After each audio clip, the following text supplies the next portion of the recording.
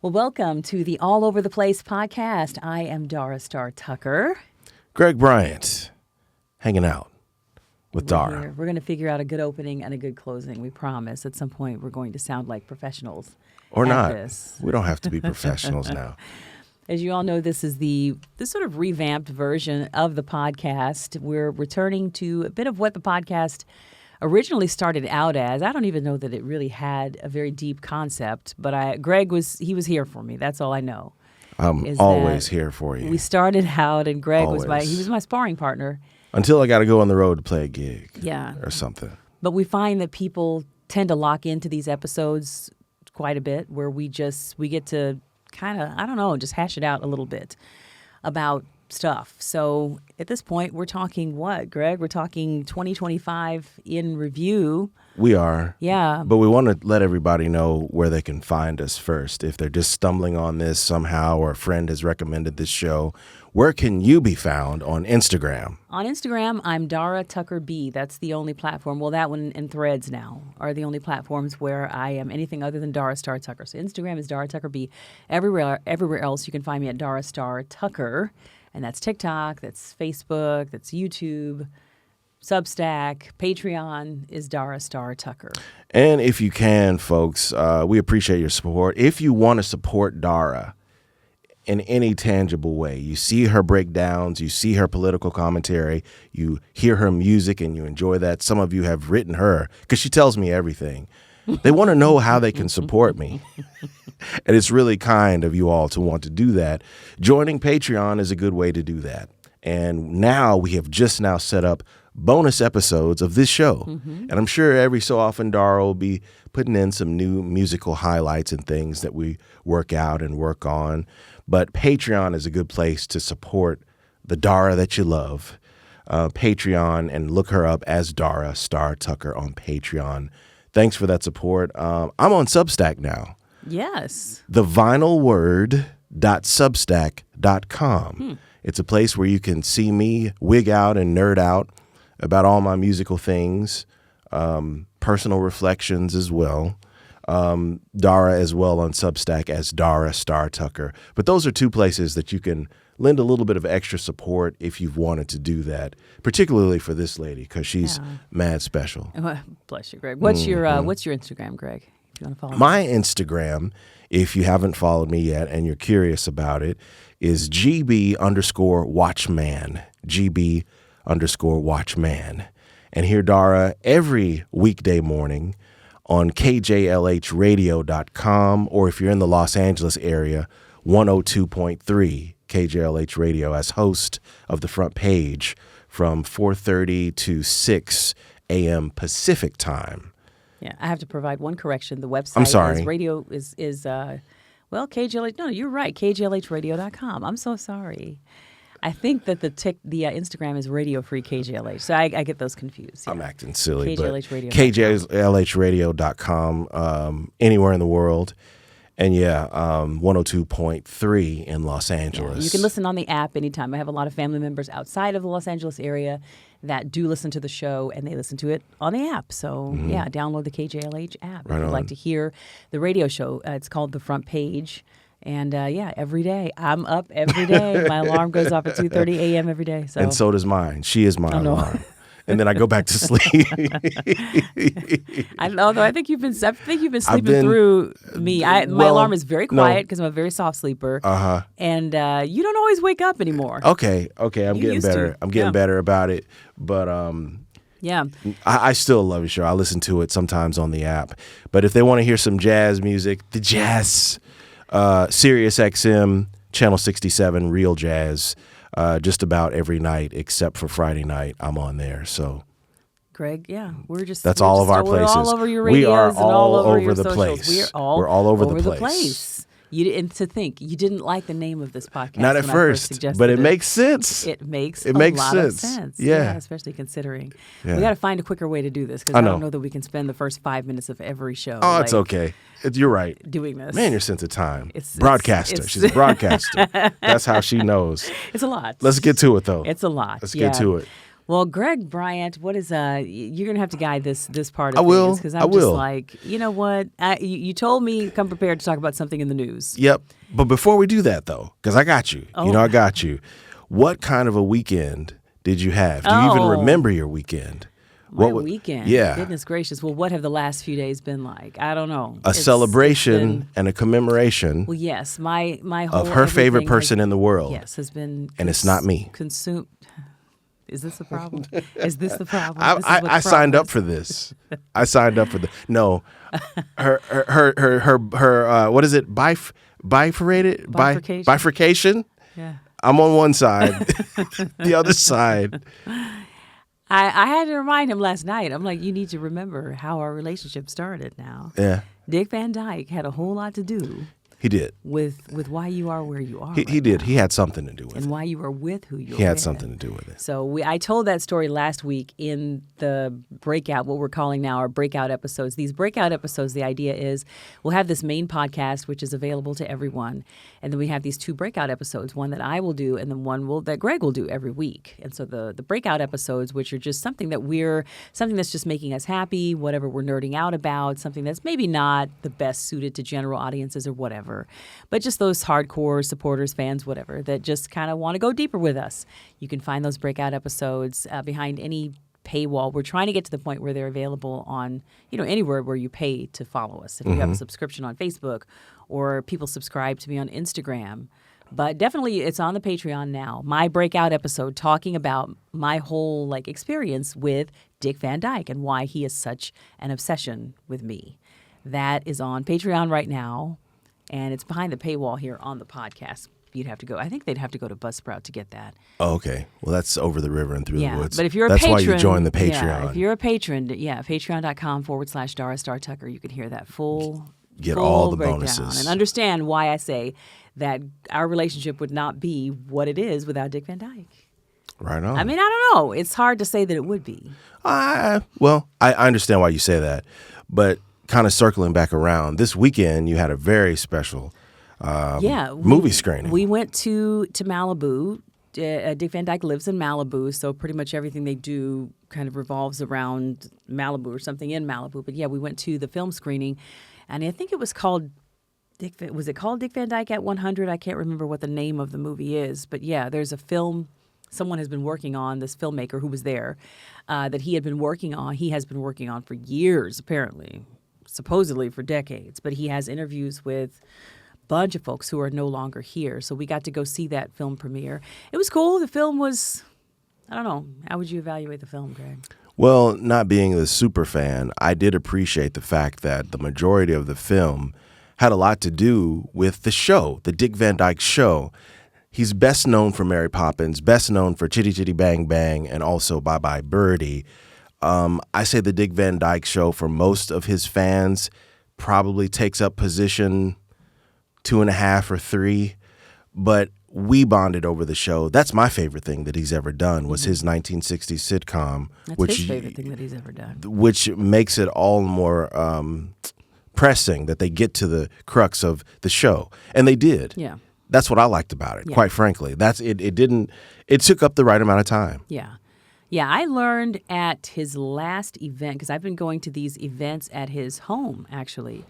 They've put on a few little kind of specialty, boutique events, I guess, literally in their backyard, which is pretty remarkable to think that, there's this international superstar that's actually inviting people to his home. There were probably 50 of it. It was a pretty big event, actually, this last time. But I learned at that last event that Bye Bye Birdie, which is another of my favorite things that he's done, he's not a fan of it. So I'm working on a little mini breakdown right now, just some sort of homage that probably is going to end up coming out either on his birthday or after his birthday. His birthday's Saturday the 13th. It's probably going to end up coming out right around that time. But I'll talk a little bit about that. I think it's just going to be a general tribute to him, I think. Because I was going to do something about race and how, the show itself, the Dick Van Dyke Show, incorporated these messages around race and, just found their subtle ways to include black folks, to include, even some coded gay characters. There are a couple of Hispanic characters on that show in the early 60s, very unusual. But I kind of did that already. You did? Yeah. And you did it well. It's a great breakdown. Yeah, I did a video called Diversity in the Dick Van Dyke Show, and that's, you can find that anywhere just to Google that. But yeah, I've already done that. So I kind of just wanted to do a general tribute to him. So that'll be coming out soon. And this coming weekend, we will be going to his official birthday party. He turns 100 on Saturday, the 13th. If you're listening to us after the fact, that we've just returned from his birthday party. But Dara is super excited. I get happy when Dara is happy. I love Dick Van Dyke. I probably have almost hit my max for Dick Van Dyke events. And it's nothing personal. It's just, I like seeing Dara happy. That's the main reason that I go. And she is ecstatic to be able to attend her hero's 100th birthday party. I think it's pretty doggone special myself. So that's what's coming up. What was your week like, Greg? My week was with you. No, you've had some meetings, you've had some you had a concert you went to. Honestly, the weekend musically was really rich. Yeah, you got out. I went to Gregory Porter, and you went to who? That's true. You saw Gregory Porter's Christmas concert in Northridge, California. And I saw two shows this weekend. One was pianist Jackie Terrison. He first burst on the international music scene in the 90s. And this is my first time seeing him. He just turned 60 years old, and he's playing like a 25-year-old with the wisdom of a 75-year-old. Our friend Joe Dyson, who we met when we lived in New York, is playing drums for Jackie now. And the bass player is Lucas Curtis, who's played with a who's who of everybody. That trio should be recorded. The show I saw should have been a record. I can say that with assurance, and I've only seen maybe 7 or 8 shows in my life where I was like, everything was in its right place. I want to hear that again and again and again and relive exactly what I heard. I also got to hear Marcus Miller on Saturday night. Completely different experience. He's a fellow broadcaster and he's a mentor in bass. He was one of the first bass players I remember hearing at like 2 or 3 years old when he was with Miles Davis. Anyway, Marcus pulled out all the stops. Oh, my God. Corey Henry was a special guest on Hammond organ, and Marcus just lit up Catalina Jazz Club. So it was a good, fruitful, enriching, exhilarating weekend of music, and I'm still recovering from it. Yeah. Still musically high, honestly. Yeah. Yeah, it's been a week of a lot of ups and downs. Hey, that's just life. It's absolutely. That's life. Absolutely. Here's a question as we kind of turn the page. There's a news item that I think you want to talk about today. No, I really don't, actually. But you've avoided talking about it on the front page. Again, the front page is a weekly news and community affairs and arts program that Dara hosts every weekday morning. And she touches the headlines early in the morning every weekday. But this one has not been in your headlines. I want to kind of get your take on what's going on in this Puffy documentary and the Puffy news, and just kind of why you've been avoiding, but maybe why you want to share some on it today. I don't really want to share a lot on it today. Okay. I had just a cursory couple of comments on the commentary because I refuse to watch. I just refuse to give it air. I mean, I'm not going to give it views. I haven't watched it either. Yeah, I'm. It's just one of those things where I put up on my threads. I'm like, it just amazes me that somehow we seem to not know who the villains are until someone makes a documentary about it. It's frustrating. It's endlessly frustrating. I'm not making room for my little pin here. If you're watching through video, I'm wearing my special pin today, which I'm trying to remember to wear every day. This is my Dick Van Dyke pin. They milk us so bad at They those do. events, man. You don't have to give them your money. Because I know I've started to watch a lot of woodworking type videos and stuff. So I know how this kind of stuff is made. But see And I know that brings it home. It's cute. That's one you should have. And I it's should. functional. And that's why I got it. That's But it was $25, and I'm still kind of like irritated at it. intense. It's just this. It's like balsa wood. It's this light little thing, and it's just got an etching of. It's a really cool etching of his face. It's a drawing that he made in the '60s. That's cool. And it says Dick Van Dyke Fan Well, Club, Malibu. But then right on. They're Right milking on for us. the button. Anyway, yeah, it's crazy to me that we don't know who the villains are until somebody makes a documentary about it. The same was true for R. Kelly. The same was true for Harvey Weinstein. Same was true for Jeffrey Epstein. They've got to just lay all of this out. It doesn't matter how many victims come out and say, this thing happened to me, this dude is a creep.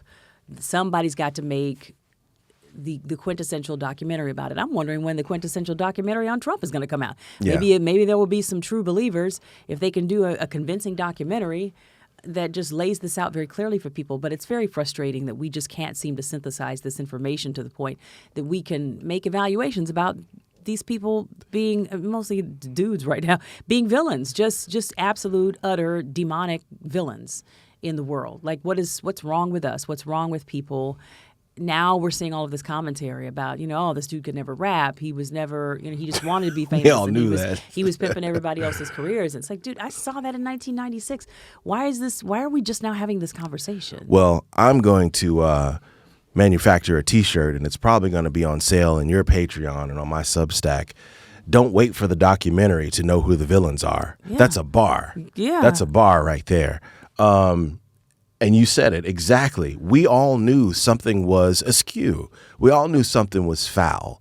And I've said unpopularly, and I'll say it again on your podcast, I believe the death of hip hop came with the killings of Tupac and of Notorious Big. Now, you could say, Greg, you're old. Fair. I am. I'm getting older. I'm 46 now, looking at 50 in a few years. I am not the target demographic for so-called new, hip hop, but the classic stuff, the stuff that I really zeroed in on in my generation, it took a serious turn when those two gentlemen were as popular as they were, and they both were incredibly skilled.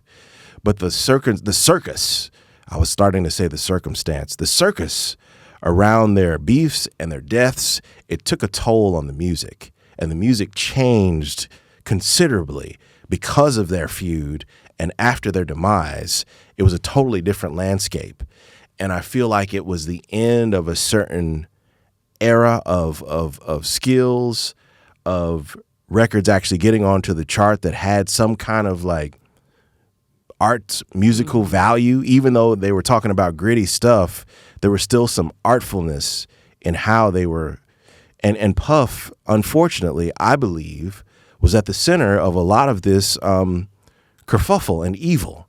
And people that were on his label, understanding that they were oftentimes, the women were sexually abused, raped, drugged at parties. Some of the men too. Absolutely. It went every way. And that this guy has been able to run so rampant, he was either paying off the right people or had the right level of intimidation, where people felt that they could not be themselves and tell the truth. And unfortunately, I think it boils down to, with some of the liquor sales that he was making, 8 years ago, 5 years ago, whatever, he pissed off the right white folks, frankly. Mm-hmm. And they said, hey, man, no, you're going to get back in your place as an African-American. You're not equal to me. You're less than. And all of this situation has precipitated his downfall. And only then have people felt comfortable enough to be able to come out and say what was wrong and how he violated them. But unfortunately, this guy was a monster from Jump Street. Yeah. I mean, and it just frustrates me that it takes us so long to figure out or even acknowledge. Maybe it doesn't take us that long to figure out. Maybe it just takes us that long to acknowledge and to coalesce around, our understanding of this kind of evil. And it frustrates me that much more because we're dealing with it now with the Trump administration. We're dealing with so much of this crap in the present day where it's run amok, and we're just sitting back with our thumbs up our butts, just kind of watching it play out. And so many people are behaving as though they don't understand.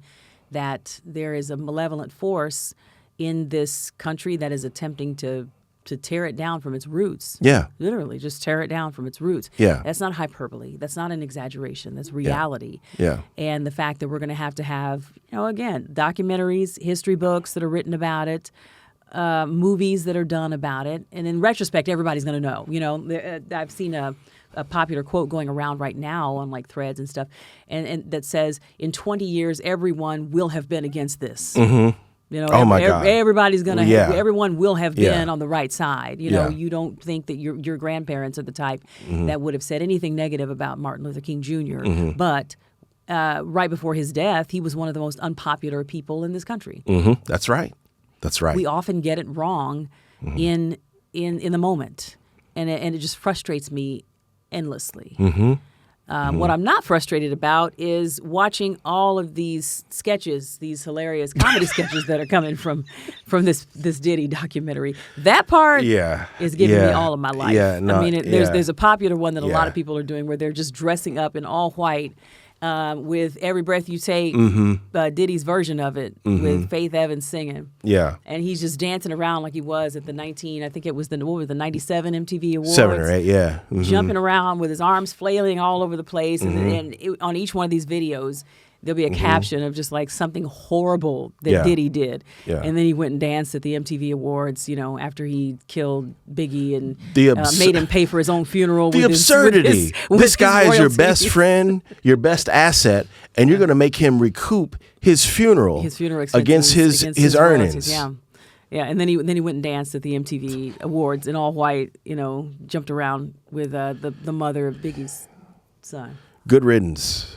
Good riddance. I mean, he's only in jail for 4 years. Isn't long enough. It's not long enough.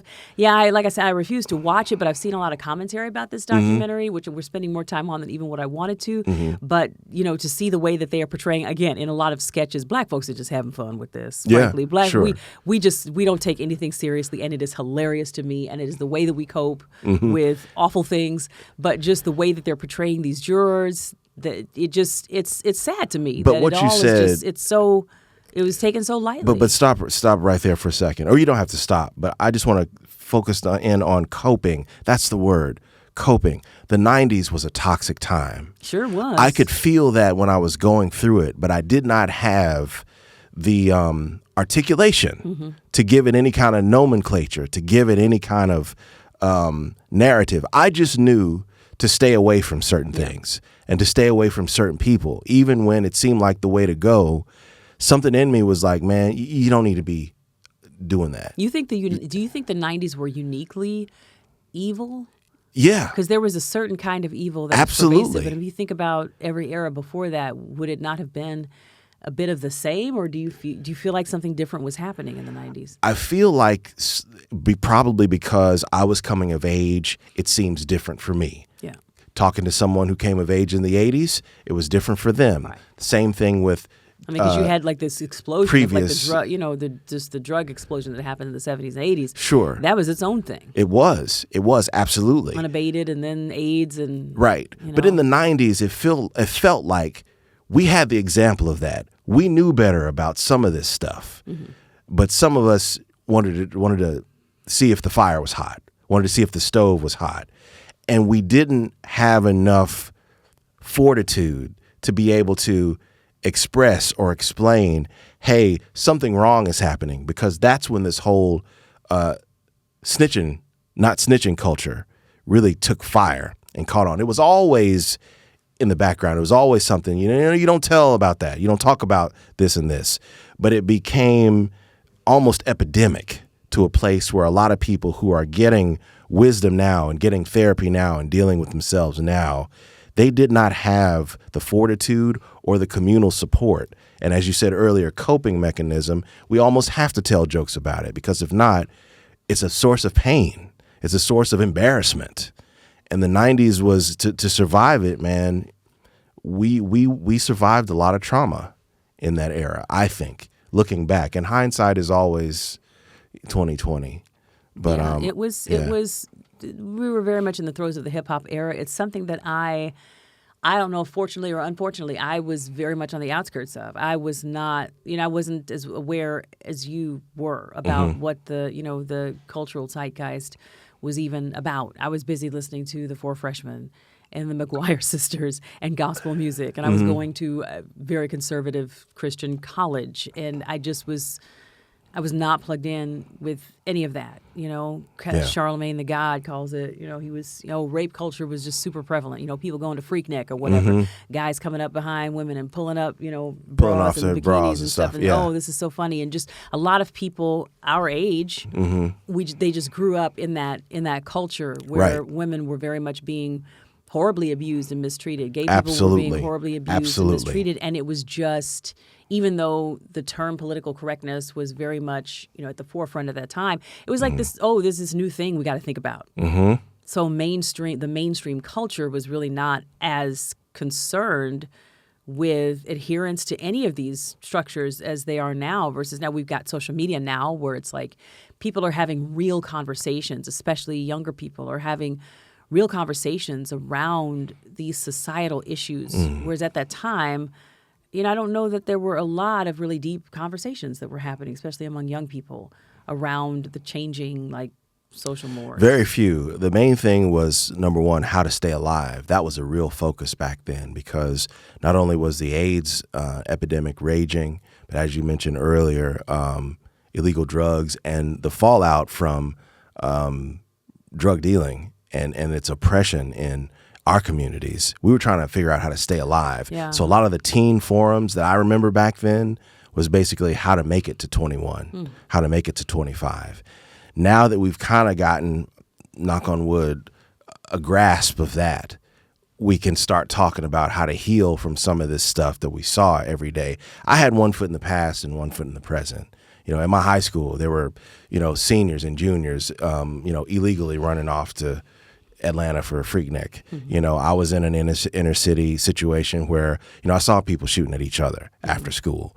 My school itself was academically gifted, but the neighborhood it was housed in was economically depressed.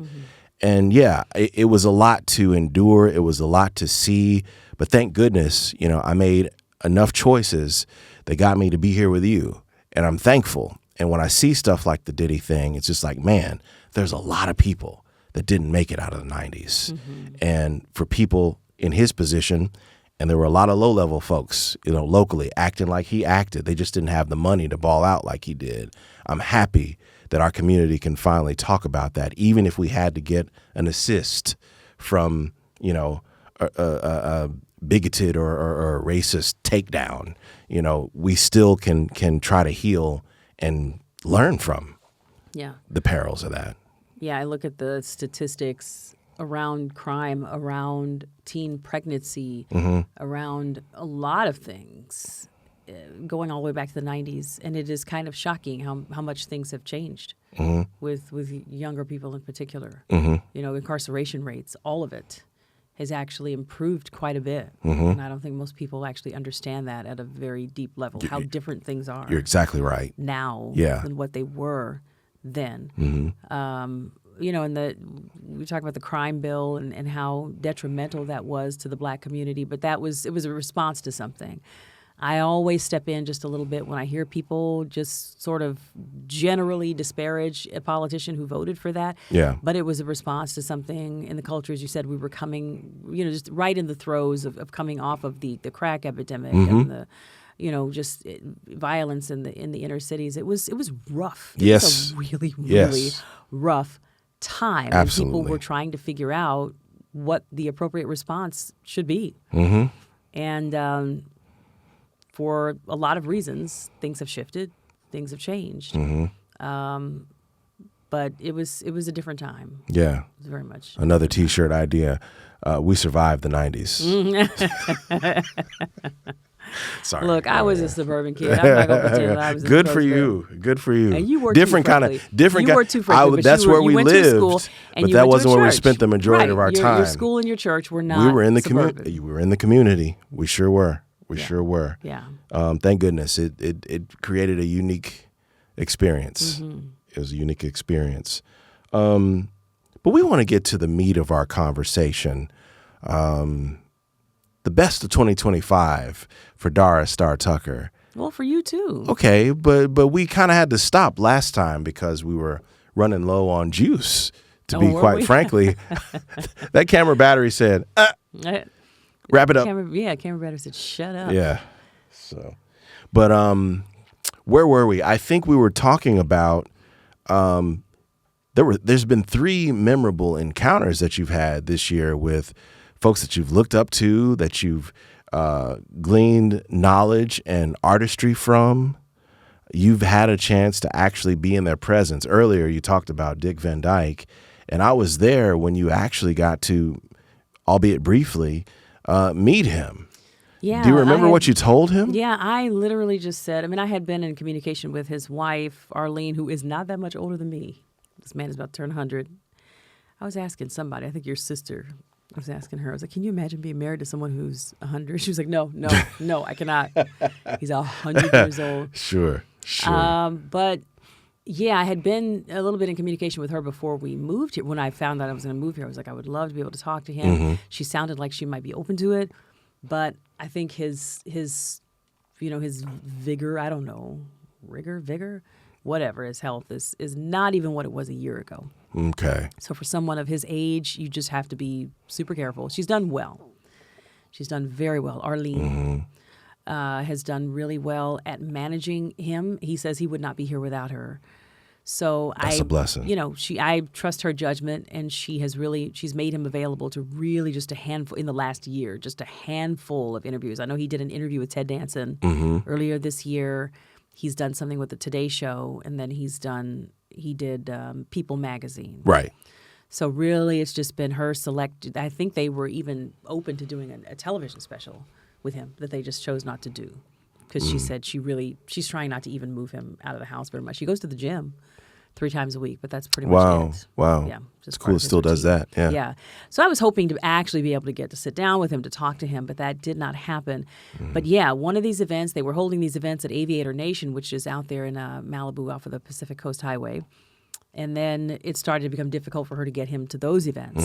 So that's when they switched over and started holding these like teas, these specialty teas at their home, in the backyard of their home. The first one was literally that Greg was at was how many people, Greg? It was probably just 30 people? If 30, that. Maybe 30 people. Yeah. Mm-hmm.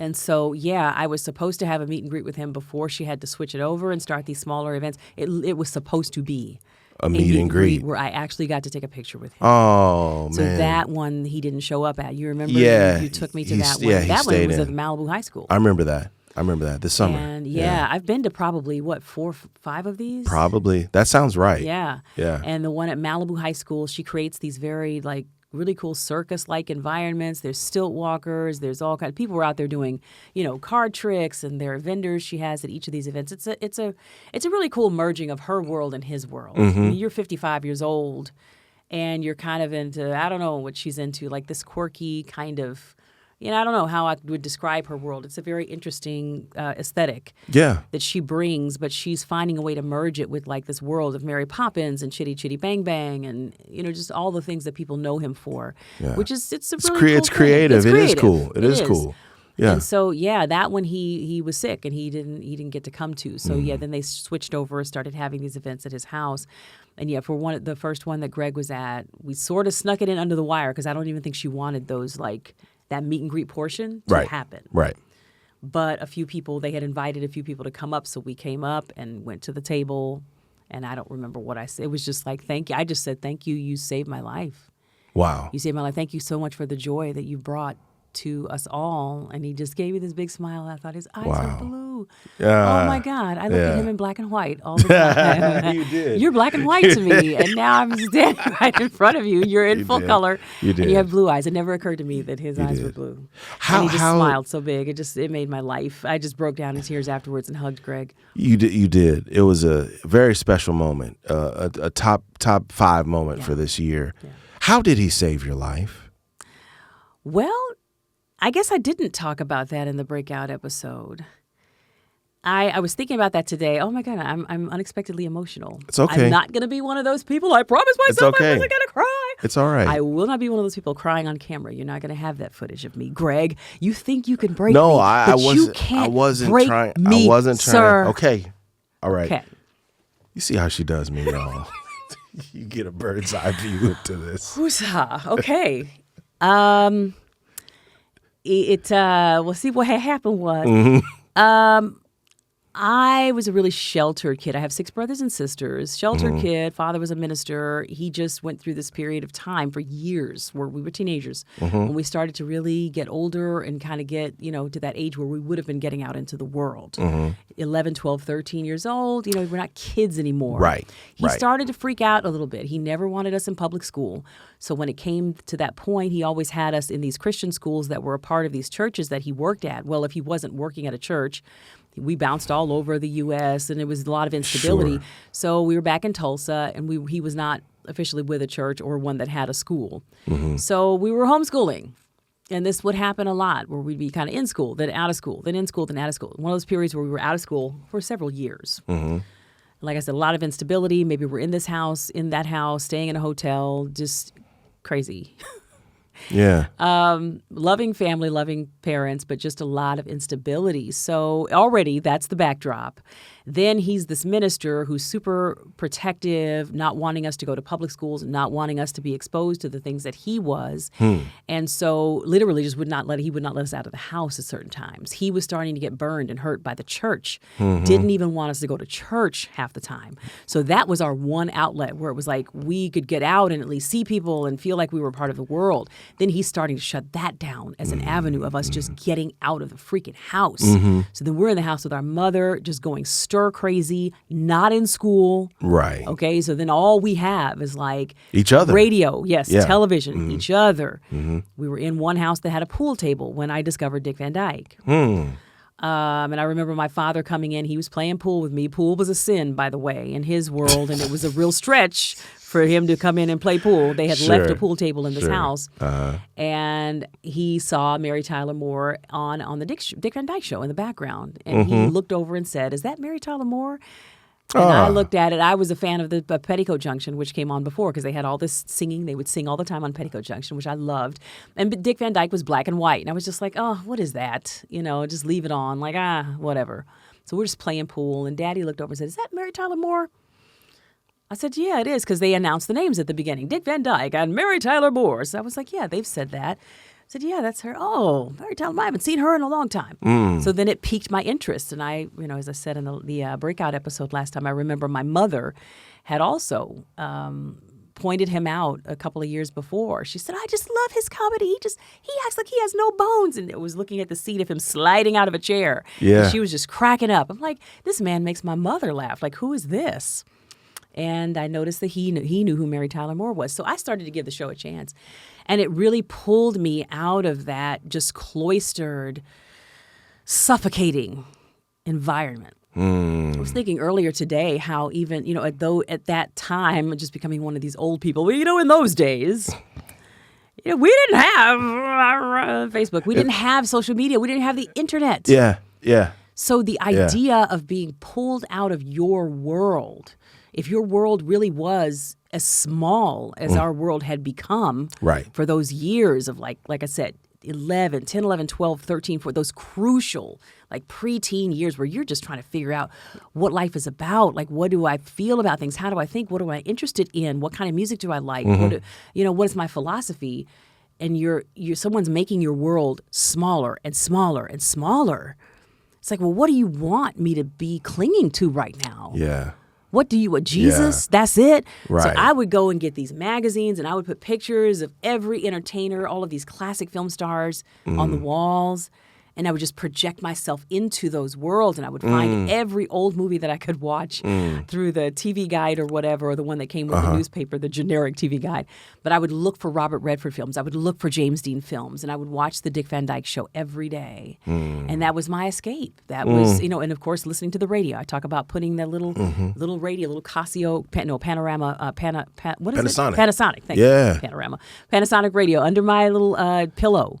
because they wouldn't let us listen to a lot of secular That's music. the best kind of listening, though, man. Sneaking, listening to whatever it was, Linda Ronstadt or Nat King Cole or Tommy Dorsey or whatever at the end of the dial. Yeah. And then some of that light rock stuff. Mm-hmm. But yeah, that was my escape. And he was a huge part of that.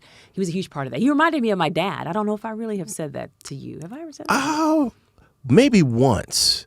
Maybe once a long time ago. He has mannerisms a lot like my father. So I think that was part of what, was just like, That's really he's cool. He's kind of my dad, but he's Yeah. cool. He's like a cool dad. From the 60s. Yeah. From the mid-60s. Yeah, little high water pants and stuff. Yeah. And then Laura was just so beautiful. And they were just this crystallized version of my parents. Because she reminds me a little bit of my mother.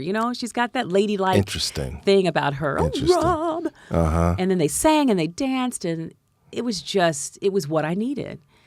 It was a little corny in places, but I loved corny. Uh-huh. And it just pulled me out of that. Like it was, each of my brothers and sisters, especially me and my two older sisters, were going through these depressive episodes in our own way as teenagers, young kids, because we were not being fed. And we each found our own outlets, some positive and some not. Some not.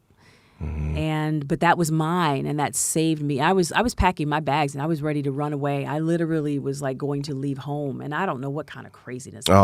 Precious Starr, man, leaving home as early as 13. Yeah, as what am I trying to say? As sheltered as I was, I had absolutely no clue. But I was trying to win this contest on the radio, on the whatever the pop radio station was.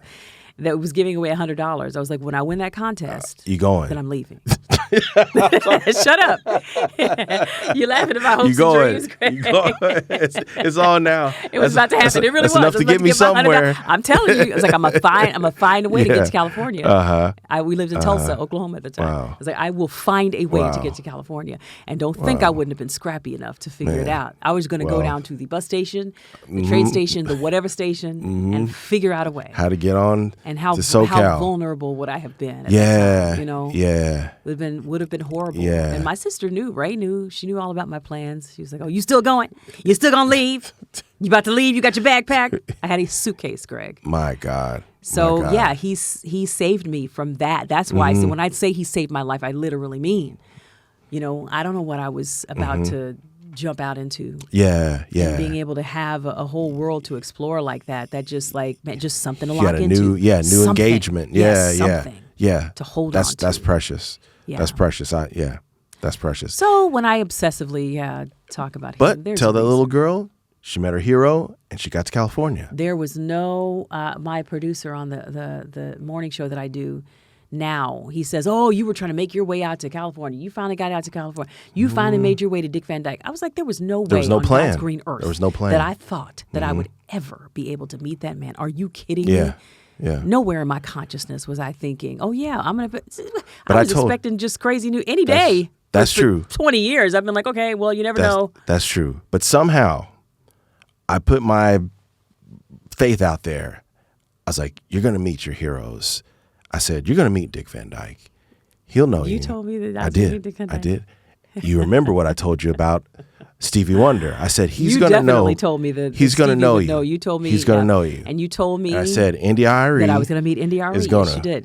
2025, 3 for 3. All three. 3 for 3. 3 for 3.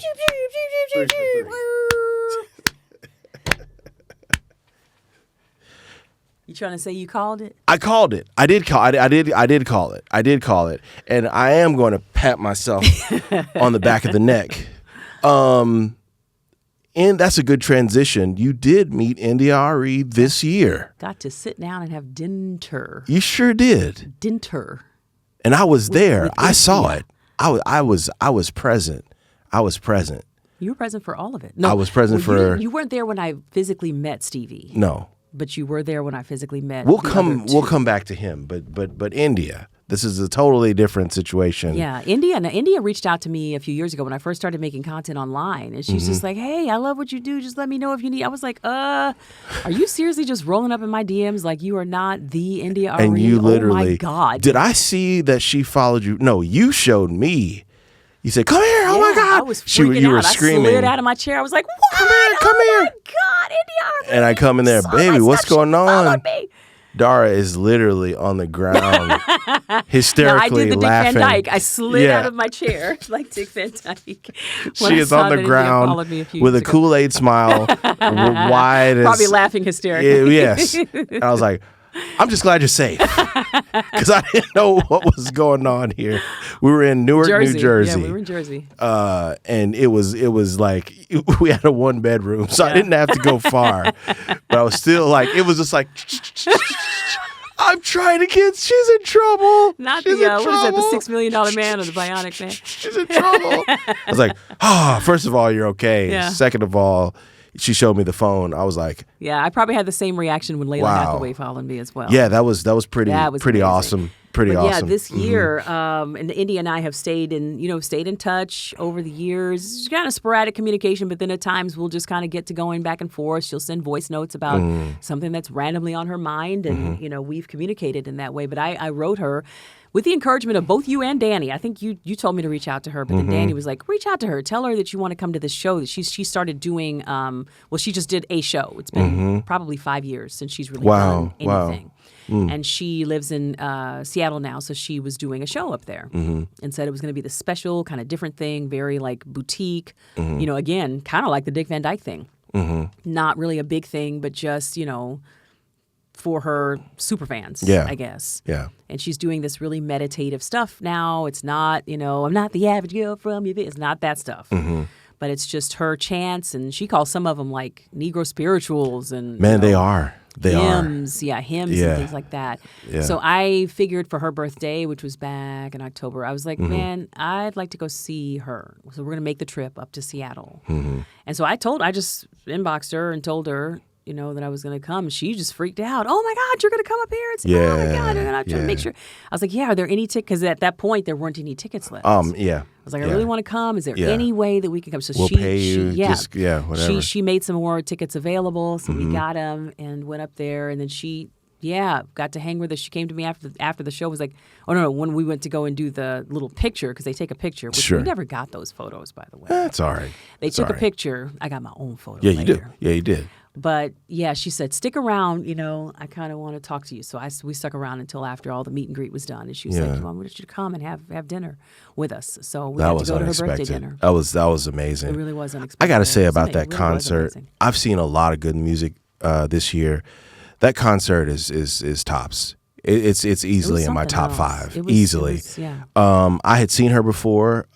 Great show. But this time in a pared down setting with tunes. I think a lot of times, and I'm an instrumentalist, I occasionally write songs, but never with lyrics. I think it's always been okay for me to just have just a chorus. There's no bridge, there's no whatever, there's just a central theme that is a mantra that echoes. We sit in this feeling, and then we go on to whatever the next thing is.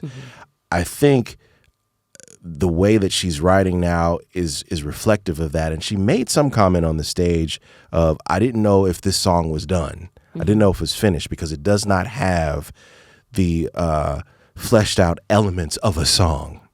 But man, when those songs hit us, it was like, that's all we needed. That's exactly what we needed. Make that point, make it strong. And it's really, like you said earlier, Negro spiritual.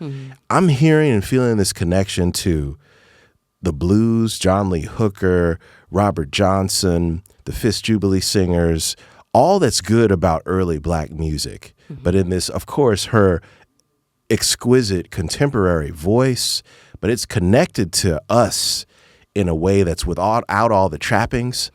I'm here for it. Yeah. And I know you were too. We both were just kind of transfixed and transformed really after that. We felt a lot better. The travel was easy. Like, we were having a good time in Seattle, but there was definitely like, man, what have we witnessed? This was really special. Yeah, there were a couple of people who follow me who were who were watching the live stream because she made it available via live stream. And they were taking pictures of the screen. I got tagged in a few posts that people were doing. Like, I'm seeing Dara Starr Tucker's absolutely zone out here. I am just like, And when she first started singing, it was just immediate tears for me. I was just almost embarrassed. I don't even remember what she started singing, but I was embarrassed, but just let the tears flow. Just let it come. It was just so good to be, in her presence and there hearing her do what she does. Yeah. I had Stevie pull me aside at one point and say, "You tell India." I told him, I was like, going to see India. Tell India that she needs to get back to doing what she's supposed to do. Don't let this world stop her. So it was just good to be there, like witnessing that. Yeah. Because I know as a, an artist myself, like that's there's a spiritual blockage that can happen. And sometimes there are times when you don't even know if you're going to be able to find your way back to yourself to be able to communicate that art. And for her, it's beyond just singing. It's beyond just, she's not just singing about the typical things that most people are. For her, that is. Yeah, it's beyond music. Yeah, she's a minister in her own way. Yeah, it's a conduit for something special. Yeah. And something in the moment. Yeah. And I think with just her and Joel, that's the band, man. That's the band. She doesn't need anybody else. She could do this for the rest of her career. I'll be fine with it. And as musically, her explorations musically, she may want to try different things. But right now, man, this is like a sweet spot. Yeah. I thank you for inviting me along because I really enjoyed Thank you for coming. that experience. Thank you for coming. It was good to experience that with you. And it was good to experience Seattle with you also. Yeah. Is it the Queen Mary region? I think that's right. It was just gorgeous. We got to explore and just walk around that region. Made me kind of jealous of anyone who's up there. But I know it was a beautiful day when we were there. But I know it rains a lot of the year. So I know. But I just haven't been anywhere like that before. But yeah, she says she's going to be doing those events in other cities. So I hope that happens. I hope other people get to experience Me too. that. Me too. That was really special. And I was really honored to be there and to be a part of it. Yeah. Right on. Yeah, that was the India meeting. And then, I've referenced the Stevie thing a couple of times. Stevie that, called of course, you. We told the Stevie story. Yeah. We told the story in the last episode of how we got that call from Stevie, who was just And for those that haven't heard it or don't know, he's the owner of your station, KJLH, the station where you are. Yeah, and his son, Mumtaz, apparently discovered my stuff. His program director was aware of who I was, too. So I guess maybe they were just kind of like both maybe discussing my stuff with him and had let him hear some stuff. And, he asked me to do a show, a once a week show last year. They kind of did a thing where they were testing me out. So I did a thing called The Breakdown, which is just a half an hour on Sunday nights. And then they called towards the end of last year and asked me to come and do just move and actually do a full-time show here in the mornings to revive something called The Front Page, which is like a local, as you said, news and public affairs and culture, arts, whatever show. So I do that in the mornings really early. Yeah. But yeah, when Danny, my producer, and I got to meet him for the first time, Greg was not there for that. I wasn't there. So we were called in. We were summoned to the conference room there at KJLH. Just you wait. Just waiting. And it's like, okay, well, Stevie's going to be here. He's going to be here at some point. Well, he's stopping by. He says he's going to come. He does want to talk to you. And so that was my job, is just to sit and wait for Stevie to show up. And it was just, I don't know. I mean, it just, I know I sound like I'm just like droning on about but like, come on, y'all. Dick Van Dyke. You met India.Arie, Stevie Wonder, for goodness sake. Freaking All Wonder. three.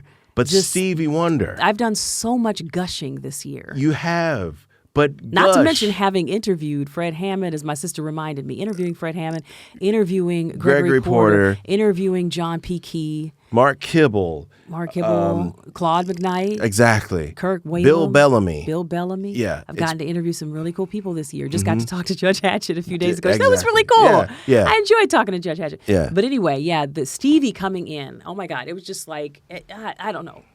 you just, there's not even, you can't, there's no words. Higher ground knows who you are. There's no words when you're sitting in a freaking conference room waiting for Superstition knows you. Stevie Wonder came in floating literally 3 inches off the ground. There were no footsteps. You cannot convince me that this man was walking. Right. He was floating off the ground. He was wearing a white robe. No, he was not. There was no white robe. Yes, there was no halo. You let me tell my story my way. There was a light behind his head. and The harps. views and opinions of all over the place do not represent. There was harp music that Greg started Bryant. playing immediately as we became aware that he was. If it's to enter magic, the that was room. the soundtrack. Yes. Uh-huh. He carried The Dorothy Ashby yes. harp passage. Harp music begins to play, Uh-huh. and then he came through the door. Okay. Now it hasn't been that way every time since. Then it's just like, hey, you said this on the air, and I want to talk to you about this. Like, oh, okay, boss. No, he's been. You told me he's been super cool every time. Yeah, he's been lovely. Every time. He's been lovely. My impression of Stevie Wonder has not been diminished in any way.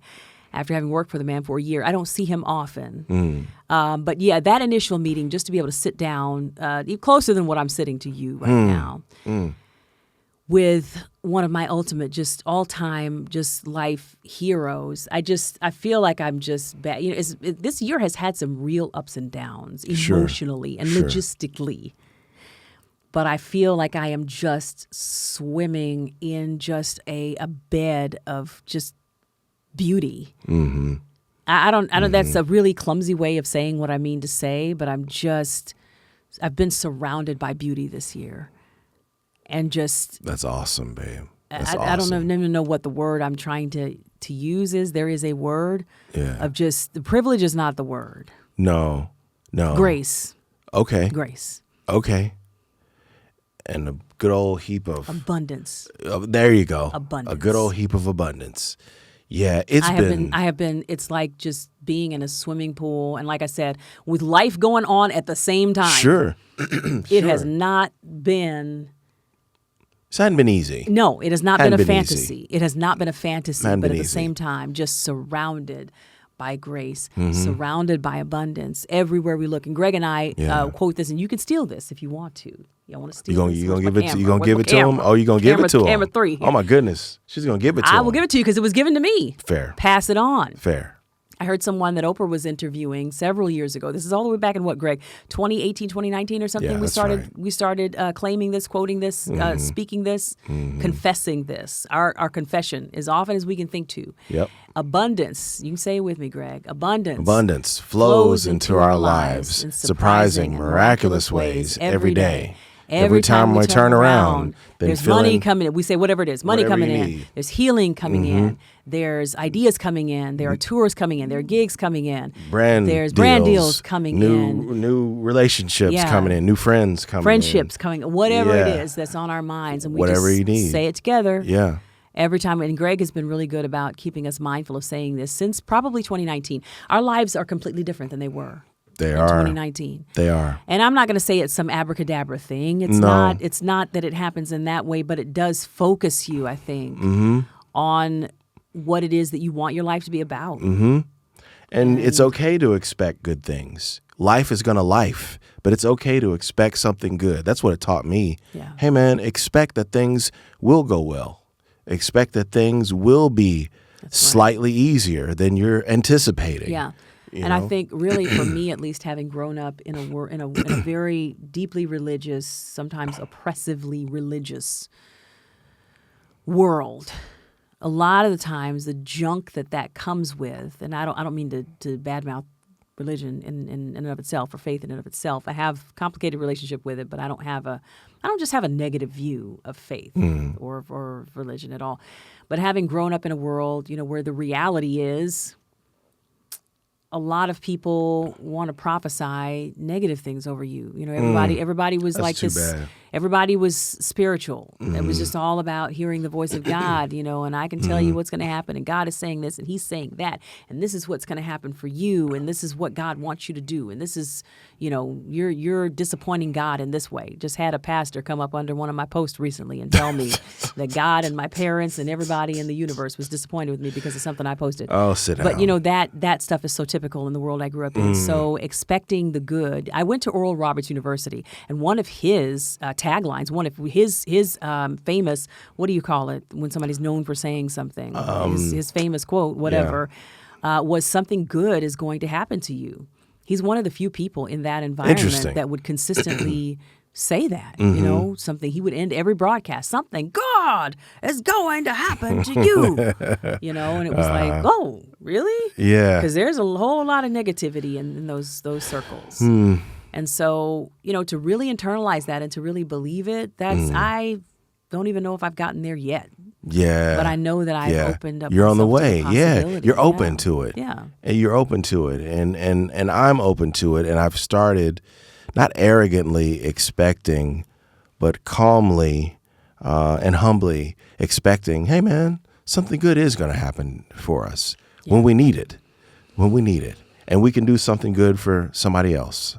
Also, we can keep it going. Yeah. And you know, for you this year, Greg, I just kind of want to hear your point of view of what, because I know, you know, I will confess, I pulled Greg away from his, you know, what would probably be the closest thing to a dream. She didn't. A dream job for She him. didn't. He was working, as I said in the last podcast, I said he was working at WRTI, I loved a my jazz job. radio station in Philly. I really enjoyed before we came here. my comrades and the administration. It's one of the best places I've ever worked, honestly. But no, you didn't pull me away. I decided. I still deal with a lot of guilt around that. I decided to go. That's the way I want to say it, because when you had the opportunity to come out here to California, a place that you've already claimed that you wanted to be here, I told you you were going to end up out here, that we were going to end up out here at some point.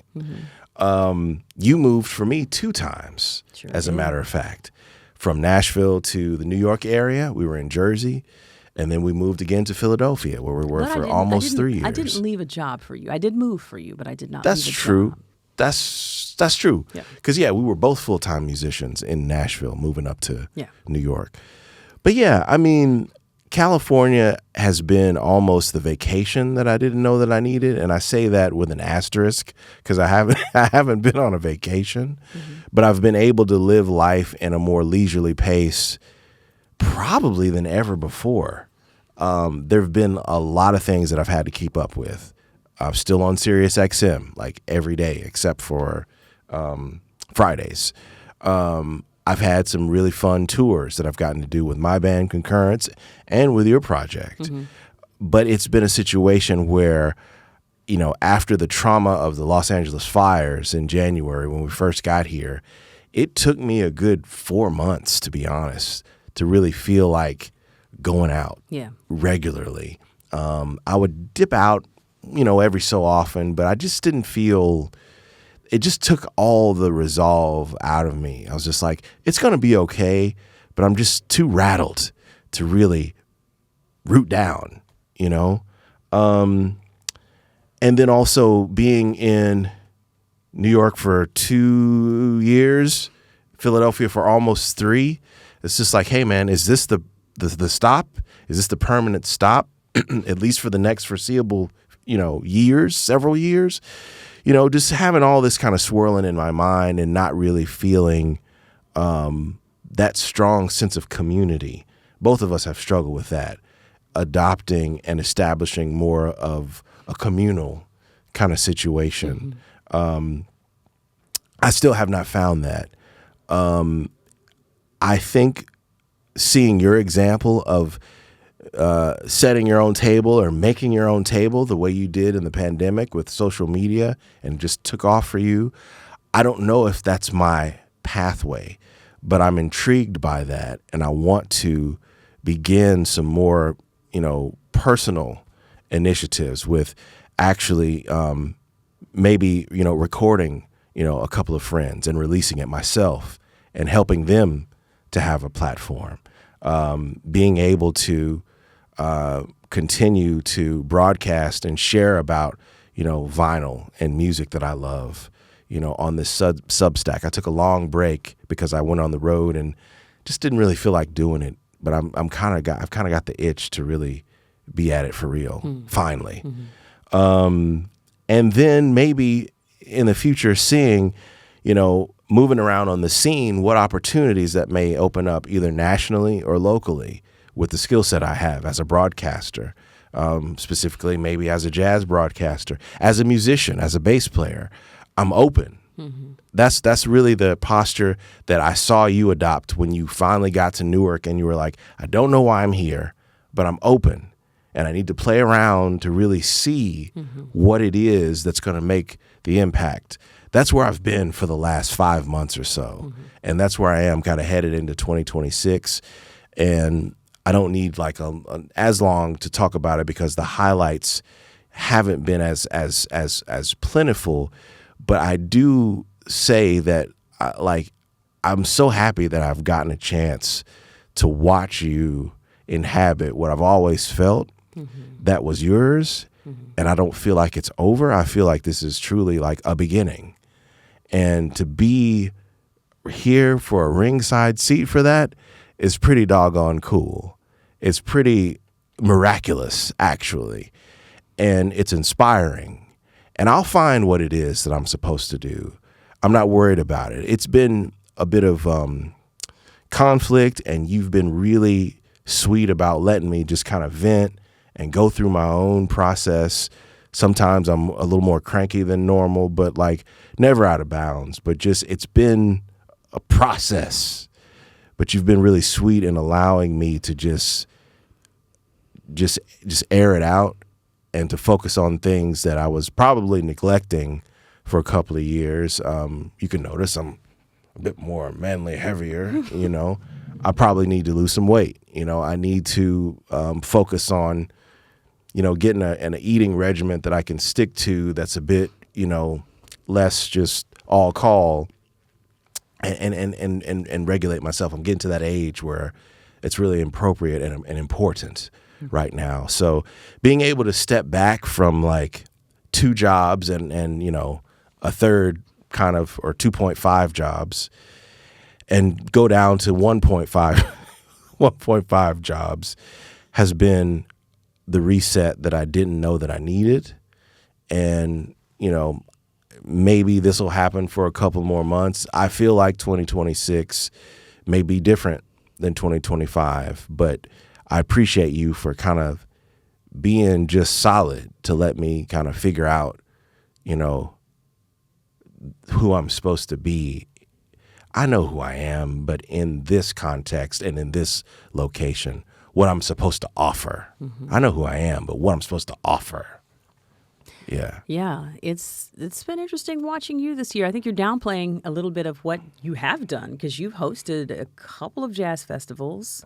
You went to D.C., you went to Detroit, right? Were you at the Detroit? It was. I missed that one. D.C. Jazz Festival for Sirius XM. Yeah, I was interviewing.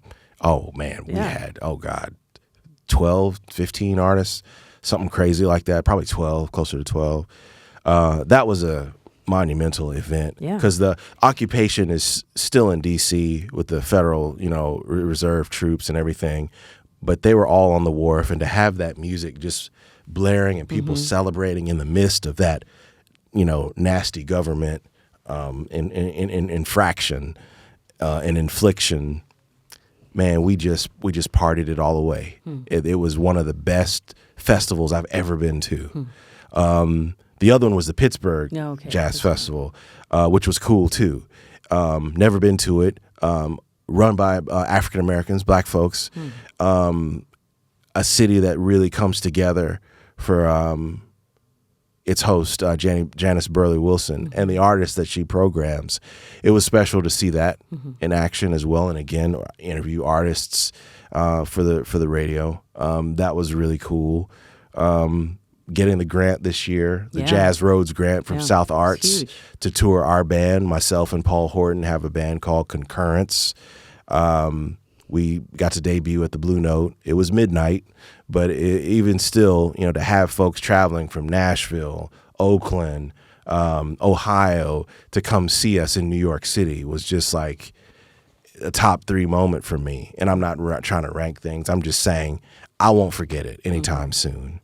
And I've played there with you before, which was great, and hope we get an opportunity to knock down some more doors like that musically in 26.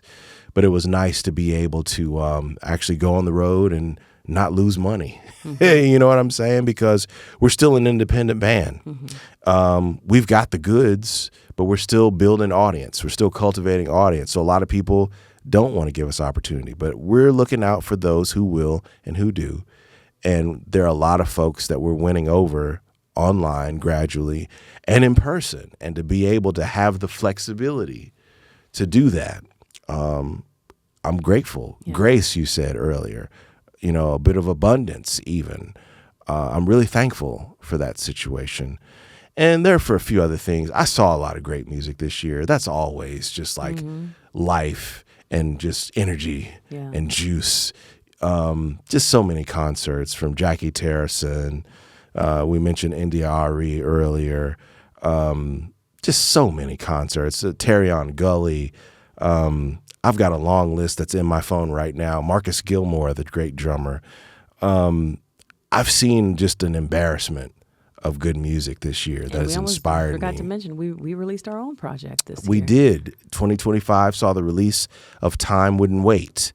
And the title track to that is one of my favorite Dara Starr Tucker original songs. And we finally got to manifest that this year. And hopefully we'll get a chance to stop in the studio again and do another. We're not going to put the cat out of the bag because we're still planning it. But there's another Dara Starr Tucker album, another at least 2 in the works, one that is very dear to your heart of inspirational songs, and another kind of thing that we've been talking about that we'll talk about later. Yeah. We don't have to talk about it right now. Yeah, once we get a solidified plan, then it'll be cool to come and have that conversation. Yeah. It's been a whirlwind. 2025 has been quite the year.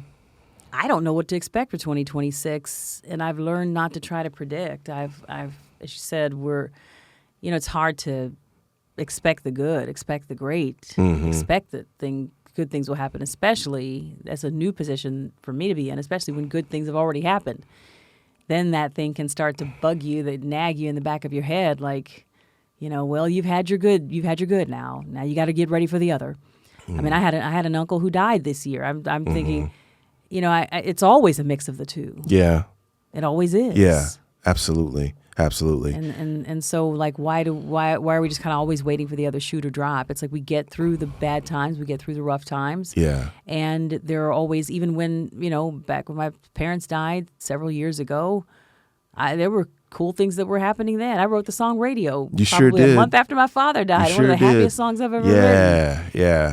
There's always... It's always good with the bad, That's right. as India says. But man, keep. I mean, we talk this privately, so I can say it publicly. Just keep planting those seeds. I don't have to worry about you because you are a seed sowing woman. You just keep on putting those seeds into the ground. Something good is coming to you next year. Expect it. Absolutely. I appreciate you always being the one that encourages, and you expect the same.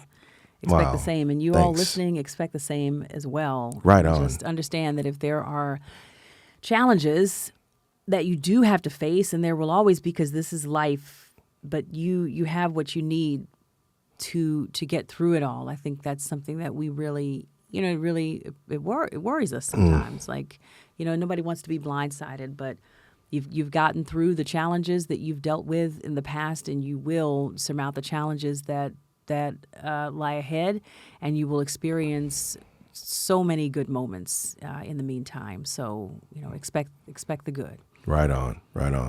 Well, if you're listening to this at work, keep those earbuds in. Hopefully we help to bring something to your day. If you're in the car on a road trip or what have you, hopefully we've taken an hour off of your monotony if you're in the flatlands or what have you.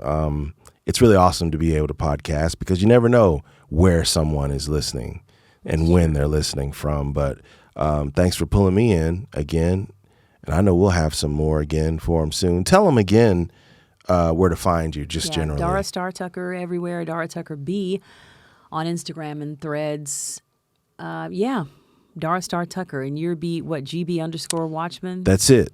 On Instagram, GB_Watchman. And on Substack, thevinylword.substack.com. Join Dara's Patreon, Dara Starr Tucker's Patreon, because we've got a bonus episode that will drop right around the same time. Yeah, you'll have a bonus episode. Greg will put his on his Substack. I usually put mine on my Substack too. But yeah, I like this new format. And you all let us know what you think. Review the podcast in whatever platform that you listen on, or just, inbox me. My DMs on Instagram are generally pretty open for me. Let us know what you think about the And if format. you want Dara to respond to a question or what have you, darastartucker@gmail.com. I'm not sure if we gave that last time. No. darastartucker@gmail.com. We'll answer your question here on the podcast. Just let us know if it's cool, and we'll respond to it, or Dara will. Yeah, Absolutely. We'll do like a mailbag show or something. Thank you all for listening to the All Over the Place podcast. I am Dara Starr Tucker here with Greg Bryant. We will find a proper sign-off at some point, but until then, thank you all for listening, and we will see you next time.